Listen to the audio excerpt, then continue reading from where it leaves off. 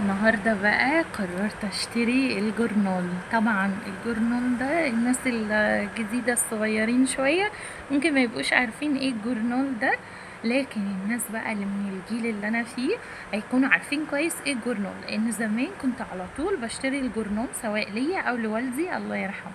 فانا النهارده بقى قررت اشتري جورنال، جبت كده جورنال الاهرام. عايزه اقول لكم ان بجد الجورنال ده احسن حاجه يا جماعه تجيبوها تسليكم.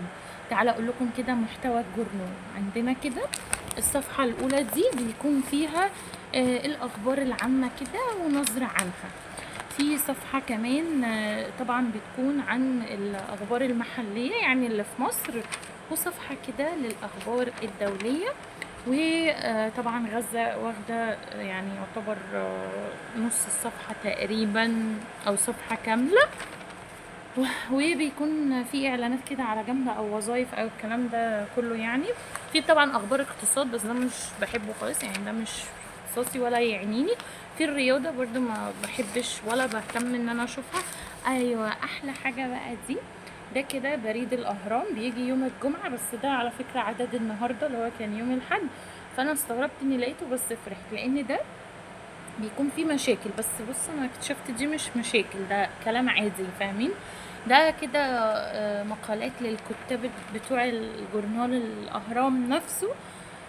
بصوا فينا اقوال كده جميله ازاي، بصوا بجد يعني بتبقى زمان كده ليه جو خاص كده، بالذات عدد يوم الجمعه. طبعا كنت وانا يعني صغيره شويه كنت بحب قوي صفحه الحوادث يكفيكوا الشر طبعا، يعني ما انصحكوش تقروها، بس انا كان هوايه عندي اقرا صفحه الحوادث معرفش ليه.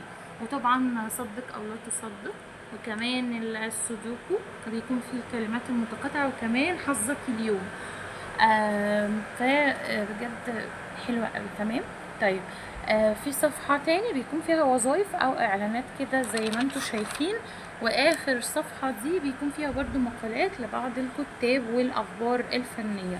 بجد انصح الجيل الجديد يا جماعة تعالوا نرجع لايام زمان الحلوة ونقرا، قراءة مفيدة جدا بتوسع مدارككم كده وتنمي دماغكم وتخليكم مثقفين، تفهموا في السياسة، تفهموا الدنيا من حواليكم ماشية ازاي، تخلي وعيكم عالي جدا. كمان بتضيفوا معلومات لنفسكم وتبقوا في اي حد كده مع اي حد قاعدين معاه دماغكم واصله لمستوى تفكيره، مش بقى هو معلي عليكم او كده فاهمين.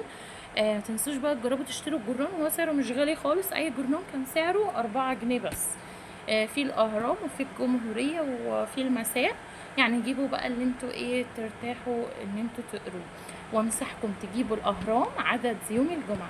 متنسوش بقى تشجعوني تعملوا لايك او قلب وشير ومتابعه او فولو على كل المنصات بتاعتي، واشوفكم ان شاء الله في فيديو جديد. باي باي.